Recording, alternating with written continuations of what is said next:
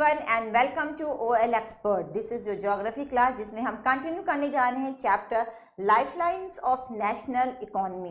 कि कोई भी किसी भी कंट्री की इकोनॉमी जो होती है उस किस पे बेस होती है, वहाँ का जो प्रोडक्शन होता है बेसिकली, और उसको कैसे कंज्यूम करें। सिर्फ प्रोडक्शन होने से काम नहीं चलता कि बहुत ही अच्छा प्रोडक्शन है, यानी कि लेवल ऑफ प्रोडक्शन बहुत ज़्यादा है, बट उसे कंज्यूम लोग नहीं कर रहे हैं, मीन्स वो कंट्री डेवलप नहीं करेगी। सिर्फ प्रोडक्शन आप बढ़ाते जा रहे हैं, आप कहेंगे डेवलपमेंट हो रहा है कंट्री के, नहीं, ये नहीं है जब तक कि उसे कंज्यूम नहीं करें। यानी कि अगर हम जैसे एक एग्जांपल ले लेते हैं कि हमने आयरन स्टील जो है, जो इंडस्ट्री है बहुत ही ज़्यादा हमारी फ्लरिश्ड है हमारी कंट्री में। हमने बहुत ज़्यादा रॉड्स बना रखे हैं, आयरन मटेरियल्स बना रखा है, बट उसको यूज़ नहीं कर रहा है, ना उसकी मशीन्स यूज बन रही है, ना उसको मैन्युफैक्चरिंग बिल्डिंग वगैरह में जो कंस्ट्रक्शन होता है वहाँ नहीं कहीं भी इस्तेमाल नहीं हो रहा है, यानी कि उसका कंजम्पशन नहीं हो रहा है। तो आपका डेवलप हो रहा कंट्री नहीं, क्योंकि जब तक कि बिल्डिंग्स नहीं बनती हैं उससे, वो मशीन्स उससे नहीं बनाई जाती, यानी कि उसका यूज दूसरी जगह नहीं किया जाता है उस पर्टिकुलर ऑब्जेक्ट का, यानी कि आयरन का, तो तब तक कि क्या हमारी कंट्री डेवलप नहीं कर रही है। क्लियर हो रहा है ना। अब जो चीज प्रोडक्शन एक जगह बन गया, मैन्युफैक्चरिंग हो गई या एग्रीकल्चर का प्रोडक्ट तैयार हो गया, ठीक है, फील्ड में पड़ा हुआ है, उससे कंज्यूमर्स तक की कैसे पहुंचेगा, कंज्यूमर हमारे और आप तक कैसे पहुंचेगा। हमें सामान चाहिए, हमें खाने के लिए भी चाहिए, हमें यूज़ करने के लिए सामान चाहिए, और प्रोडक्शन है, हमें पता है कि अलग अलग कंपनीज ने, फार्मर्स ने, सब चीज़ का प्रोडक्शन है, अवेलेबल है हमारे यहाँ, हमारी इंडिया में अवेलेबल है, बट हमारे तक नहीं पहुँच रहा है।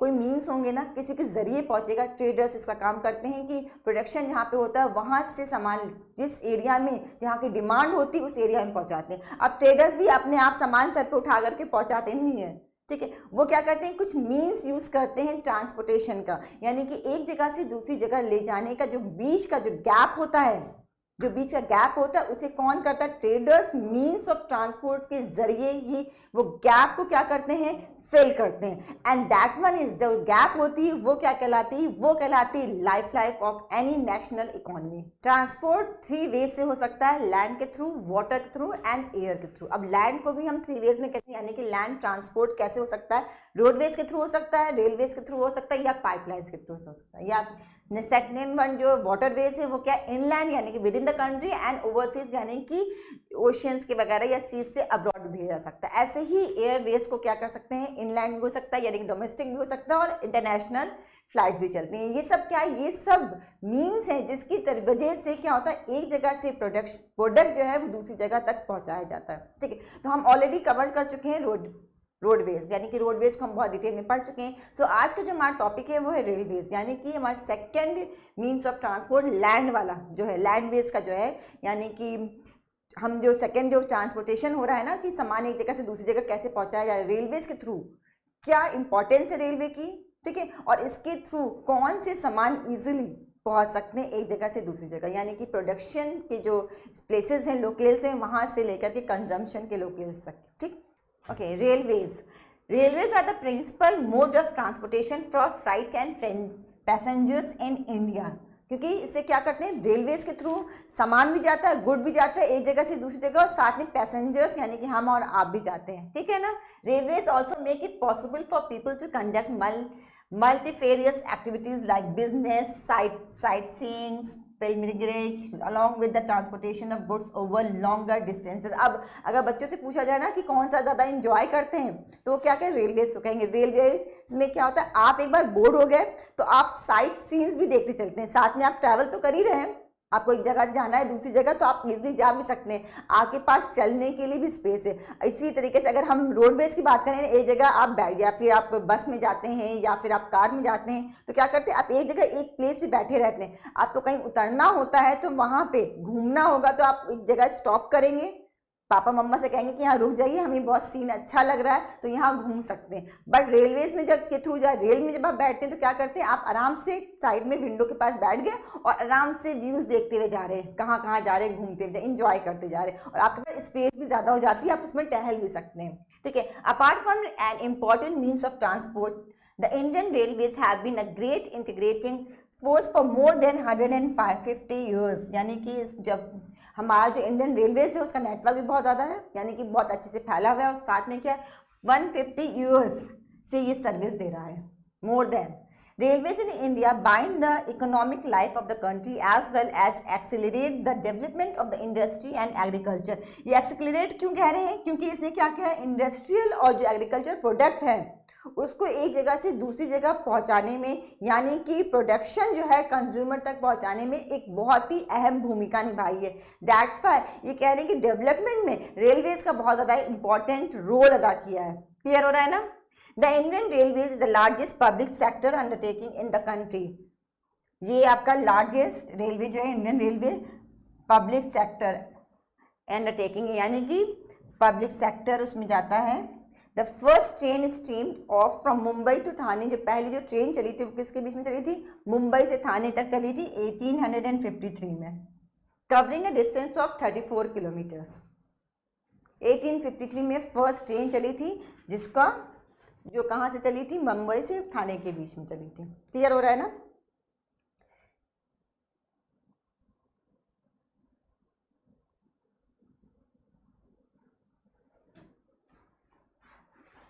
The distribution pattern of the railway network in the country has been largely influenced by the physiographic, economic and administrative factors. क्यों कहा जा रहा है? क्योंकि हमारा जो इंडिया है वो क्या अलग अलग स्टेट्स में डिवाइडेड है.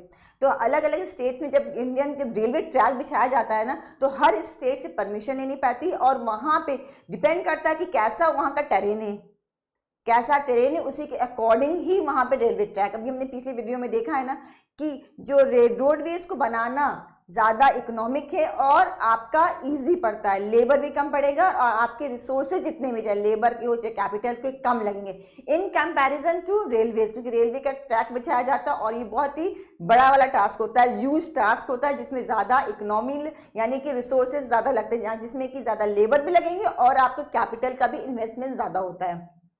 The northern plains with their vast level land, high population density and rich agriculture resources provided the most favorable condition for their growth. अब मैक्सिमम जो है जो नेटवर्क है, सबसे अच्छा नेटवर्क जो फैला हुआ है रेलवेज का वो कहाँ है? नॉर्दर्न पोर्शन में. नॉर्दर्न पोर्शन में क्या है? क्योंकि यहाँ प्लेन है, पहली बात है हिली एरियाज नहीं है, प्लेन है, यहाँ पे इजीली ट्रैक बिछाना बहुत इजी होता है इन कंपैरिजन टू द हिली या प्लेटोज में. प्लेटोज में क्या बहुत ही रॉक बहुत ही सॉलिड होती है, उनको कट करके उस पर ट्रेन के लिए ट्रैक बनाना डिफिकल्ट टास्क है. ऐसे हिली जो स्लोप्स होते हैं, स्लोप्स पे ट्रैक का जाल बिछाना मुश्किल है. ऐसा हम नहीं कह रहे हैं कि वहाँ बिछाई नहीं है, वहाँ पे नेटवर्क है ही नहीं है, ट्रैक है ही नहीं है, but in comparison to the northern plain, यानी कि नॉर्दर्न प्लेन में क्या है? ईजी है, प्लेन का एरिया है, सॉफ्ट सॉइल है, इसीलिए वहाँ पे कंस्ट्रक्शन करना चाहे रेलवेज का हो चाहे रोडवेज का हो सबका इजी है टास्क. ठीक है? और यहाँ पे क्या इजीली आपको लैंड का पोर्शन मिल जा रहा है, साथ में क्या हो रहा है आपका? साथ में आपका हाई पॉपुलेशन डेंसिटी है, यानी कि इजी वे में आपको लेबर भी मिल जाएंगे. क्लियर हो रहा है ना? जो जो डिमांड है, जो रिसोर्सेज है वो सब चीज़ यहाँ पे अवेलेबल है. एंड रिच एग्रीकल्चर रिसोर्सेज, इसकी वजह एग्रीकल्चर रिसोर्सेज ज़्यादा है, इस वजह से उसकी डिमांड नेटवर्क की क्या है? ज़्यादा ज़रूरत भी है. क्लियर हो रहा है ना? However, a large number of rivers requiring construction of bridges across their wide beds pose some obstacles. अब ऑब्वियस बात है कि हम नॉर्दर्न की बात कर रहे हैं तो यहाँ पे क्या है? आपके रिवर्स का पूरा नेटवर्क है साथ में बिछा हुआ है. जब रिवर्स का नेटवर्क बिछा है तो आपने देखे होंगे ना, जब रेलवे से आप रेल से ट्रैवल कर रहे हो या रोड से भी ट्रैवल करने जाते हैं, आप बस से या ट्रेन से जाते हैं तो बीच बीच में रिवर्स पड़ती हैं, तो क्या ब्रिज को आपको क्रॉस करना पड़ता है. तो ब्रिज को क्रॉस करने के लिए पुल बने हो, ब्रिज को क्रॉस करने के लिए क्या करना है? उसका कंस्ट्रक्शन बहुत ज़रूरी. रिवर को क्रॉस करना है मीन्स ब्रिज बनाना है. ब्रिज का कंस्ट्रक्शन क्या है? एक एक्स्ट्रा कॉस्ट है, एक आपका अलग से इन्वेस्टमेंट करना पड़ेगा, चाहे वो रोड के लिए बनाने पड़े ब्रिज बनाने पड़े, चाहे रेलवे ट्रैक के लिए बनाने पड़े ब्रिज, यानी कि एक एक्स्ट्रा कॉस्ट पड़ रहा है. वैसे तो बहुत इजी है, बन जाते हैं. क्यों? क्योंकि नॉर्थ का प्लेन है, प्लेन का एरिया है, कंस्ट्रक्शन इजी. बट ये ऑब्स्टिकल्स हैं. क्या ऑब्स्टिकल्स हैं आपके? बीच बीच में ब्रिजेस बनाना. क्यों? क्योंकि रिवर्स का भी बहुत ज़्यादा नेटवर्क यहाँ फैला हुआ है. Clear? In the hilly terrains of the peninsular region, railway tracks are laid through low hills, gaps और tunnels. अब हमने पहले नॉर्थ की बात कर ली, ऊपर आपकी नॉर्थ की प्लेन की बात कर ली, साथ में किसकी बात है? हिली ट्रेन की बात की. अब जो सदर्न पोर्शन है हमारे प्लेटो का, वहाँ पे क्या है? वहाँ का पेनिनसुलर जो प्लेटो है रीजन है, वहाँ पे रेलवे ट्रैक्स क्या में लो हिल्स है. क्योंकि प्लेटो का मतलब क्या आप समझ रहे हैं ना? जैसे ये हिल है आपका, तो ये क्या स्लोप बहुत ज़्यादा है, बट जो प्लेटोज है वो इतने ज़्यादा स्लोपी नहीं होते हैं। तो लो हिल्स पे जो है ये ट्रैक्स बने हैं, लो हिल्स पे ट्रैक्स बन गए हैं। तो क्वाइट थोड़ा सा मुश्किल पड़ रहा है प्लेन से, बट स्टिल यहाँ पे कंपैरेटिवली थोड़ा इजीली बन सकता है, और गैप्स और टनल्स बनते हैं, ठीक है। The Himalayan mountainous regions too are unfavourable for the construction of railway lines due to high relief, sparse population and lack of economic opportunities. अब जैसे आपने देखा ना, ये हिली हिमालयन का क्या है, स्लोपी एरिया है। यहाँ पे जो पॉपुलेशन है बहुत स्पार्सली पॉपुलेटेड एरियाज होते हैं, क्योंकि यहाँ पे बहुत ही जो अनफेवरेबल कंडीशन होती है, तो लोग यहाँ पे ज़्यादा रहना पसंद नहीं करते।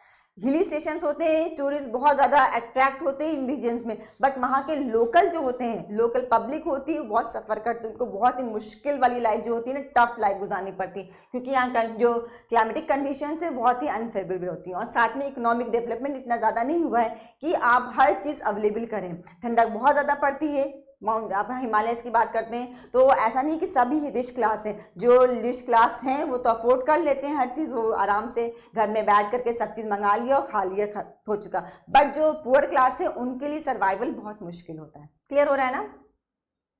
Likewise it was difficult to lay railway lines on subsequent running costs are minimal.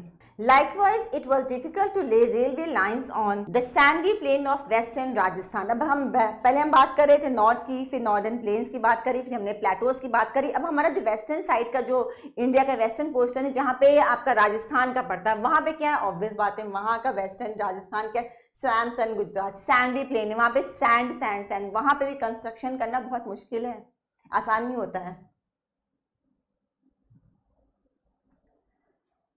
Sands of Gujarat, forested tracts of Madhya Pradesh, Chhattisgarh, Orissa and Jharkhand, ये सब कौन सा एरिया है जहाँ पे सैंडी और स्टैम्पी लैंड मिलता है, यानी कि अलग अलग टेरेन में अलग अलग फीचर्स होते हैं, ऑब्वियस बात है, और उस लैंड फीचर्स पे बेसिकली रोड का कंस्ट्रक्शन क्या है, चाहे रेलवे ट्रैक्स को बिछाना बहुत डिफिकल्ट टास्क है। ये क्लियर हो रहा है ना आपको?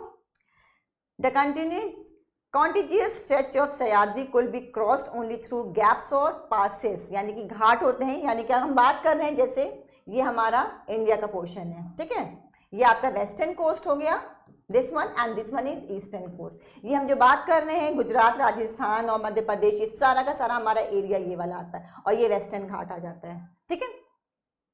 तो इसमें क्या है, इसमें पासेस बने हैं जिससे क्रॉस किया जाता है।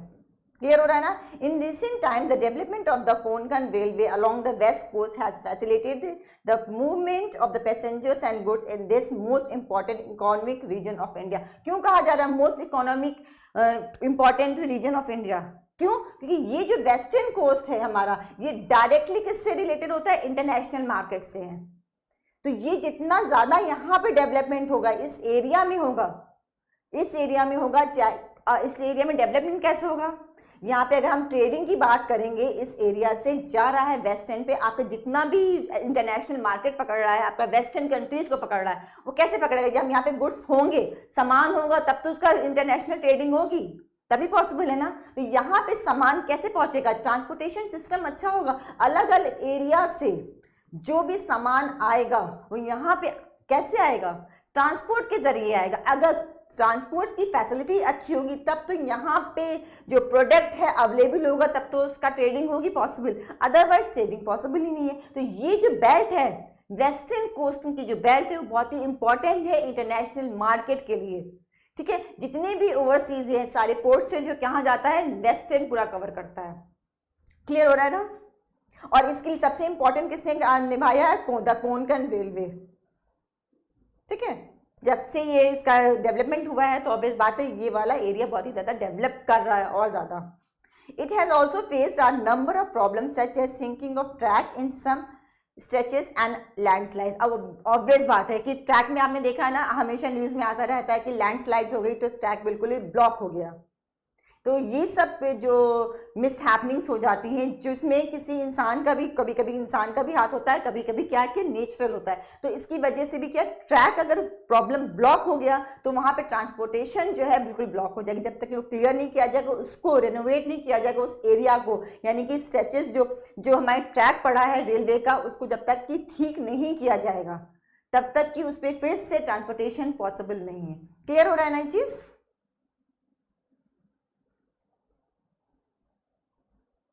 Today, the railways have become more important in our national economy than all other means of transport put together. क्यों कहा जा रहा है? क्योंकि इससे जितना भी बल्कि सामान होता है ना, रेलवेज के थ्रू हम इजिली एक स्पेस से दूसरी जगह मंगा सकते हैं, भेज सकते हैं। बल्कि सामान बड़ा यूज जो हैवी होते हैं वो सब सामान रोडवेज से जाना मुश्किल होता है, उसके लिए रेलवेज की फैसिलिटी होनी ज़रूरी है। इसीलिए रेलवे के थ्रू क्या होता है, जितनी मैक्सिमम जो इकोनॉमी है मेरी क्या ट्रांसफ़र होती है। However, rail transport suffers from certain problems as well. Many passengers travel without tickets. Thefts and damaging of railway property has not yet stopped completely. कभी देखा है ना, पहले तो बहुत ही ज़्यादा था, विदाउट टिकट ही लोग सफ़र करते थे। टीटी को देखा और जल्दी से चेंज कर ली अपनी सीट। बहुत ज़्यादा आज लोगों के पास जुगाड़, कहते हैं ना, जुगाड़ होता था। बट अब क्या है, अब बहुत ज़्यादा कम लोग भी अवेयर हो चुके हैं। पॉसिबल हो रही है चांसेस कि जो है ना बिना टिकट के जो लोग उनको पकड़ा जाए, उनको पनिशमेंट दी जाए, बट स्टिल अभी भी होता है। और इससे क्या होता है, इससे सारा बर्डन किस पे जाता है, रेलवे डिपार्टमेंट पे जाता है, ठीक है। और उनको सही कॉस्ट नहीं मिलती है, यानी कि वो कौन सफ़र करता है, रेलवे डिपार्टमेंट करता है, और सही से इसका डेवलपमेंट नहीं हो रहा है। People stop the trains, pull the chain unnecessarily and this causes heavy damage to the railways. होता है ना, जहाँ आपका एरिया है या चेन पुलिंग की वजह से क्या अगर आपने रेलवे का सफ़र किया होगा तो ये बहुत ही ज़्यादा आपने भी ऑब्जर्व किया होगा, आपके साथ भी हुआ होगा कि आज रास्ते में जाते जाते एक बैग ट्रेन रुक गई, ना कोई स्टेशन दिखाई दे रहा है, ना समझ में आ रहा क्यों रुकी है, बीच में खड़े हुए हैं, बिल्कुल सन्नाटा है, रात का टाइम है या दिन का टाइम है, किसी टाइम भी हो सकता है। क्या होता है इसकी वजह से, मैक्सिमम अगर रात के टाइम होता है तो कोई ना कोई इंसिडेंट करवाते हैं लोग।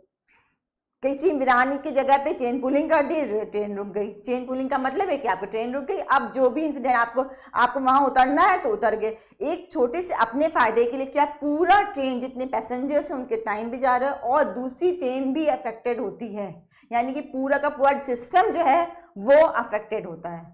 तो ये सब चीज़ें क्या है, छोटी छोटी चीज़ें हैं जो हमें और आपको ध्यान देनी चाहिए, जिससे क्या हो रहा है, अपना भी नुकसान कर रहे हैं और दूसरे का भी नुकसान हो रहा है, ओवरऑल क्या कंट्री का नुकसान हो रहा है।